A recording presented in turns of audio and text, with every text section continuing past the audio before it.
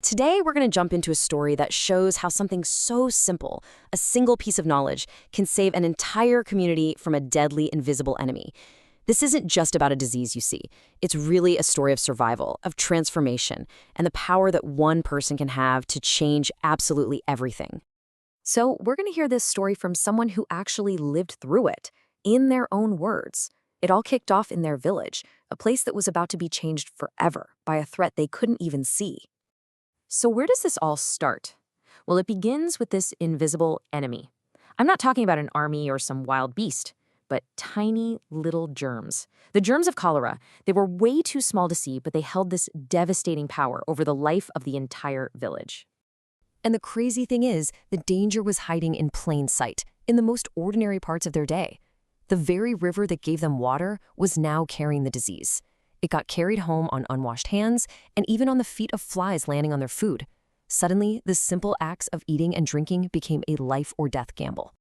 As you can imagine, that hidden threat, well, it didn't stay hidden for very long. It just erupted into a full-blown crisis. And the most terrifying part? How fast it all happened. One minute, things were totally normal, and the next, life was just completely upside down. Just listen to how our narrator describes what happened to their father. The description is so raw, so vivid. It wasn't just a sickness, it was violent, and it was terrifying. You can really feel the panic in these words. Watching someone you love just fade away so quickly. And that fear, it just turned into this feeling of being completely helpless. I mean, what do you do when the enemy is invisible and the person you love is slipping away right in front of your eyes? This question just captures that moment of total desperation, that urgent need for an answer, for any kind of hope. But then, just when things seemed hopeless, a turning point. Hope arrived, and it came in the form of a nurse. No, she didn't bring any complicated machines or expensive medicine. She brought knowledge. And with it, a simple but incredibly powerful solution. A special, life-saving drink. So what is this special drink? It's something called oral rehydration solution, or ORS for short. Its purpose is really simple but absolutely vital.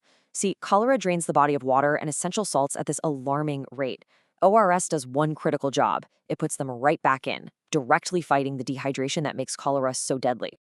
And get this, the recipe itself is so simple you won't believe it. You just start with 1 liter of safe, clean water.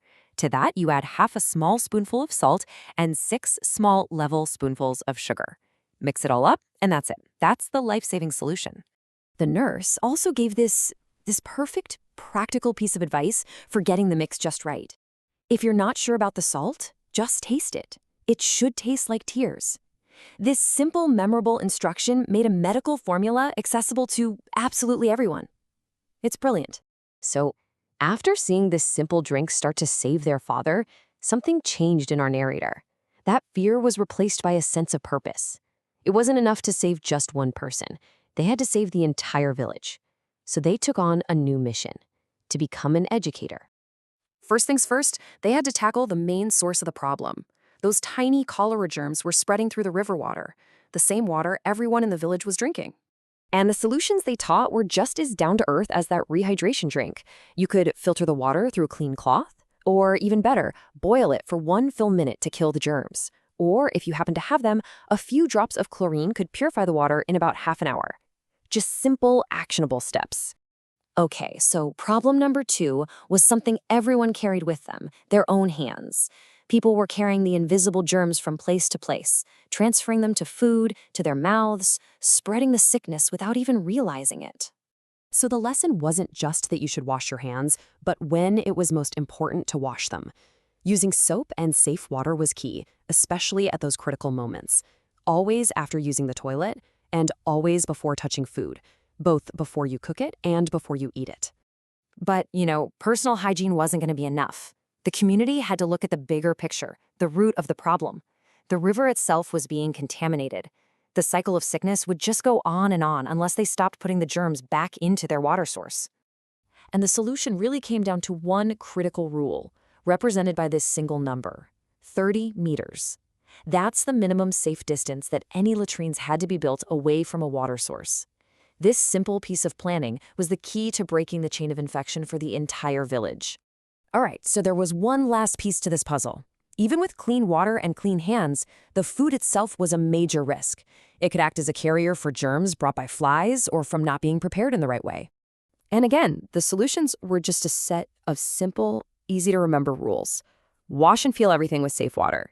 Cook food all the way through. Eat it while it's still hot, because that's when it's safest. And, so important, always keep your food covered to protect it from flies. So after all that teaching, all that learning and hard work, the whole story just shifts. The crisis starts to fade, and in its place is this sense of victory, of hope. The village wasn't a victim of the disease anymore. It had become its own protector. This was a whole new beginning. I mean, just look at this transformation. It's incredible. Before, you had unsafe water. Now, it's filtered and boiled. Before, unwashed hands. Now, hands are always washed with soap. No latrines became safe latrines built far from the river.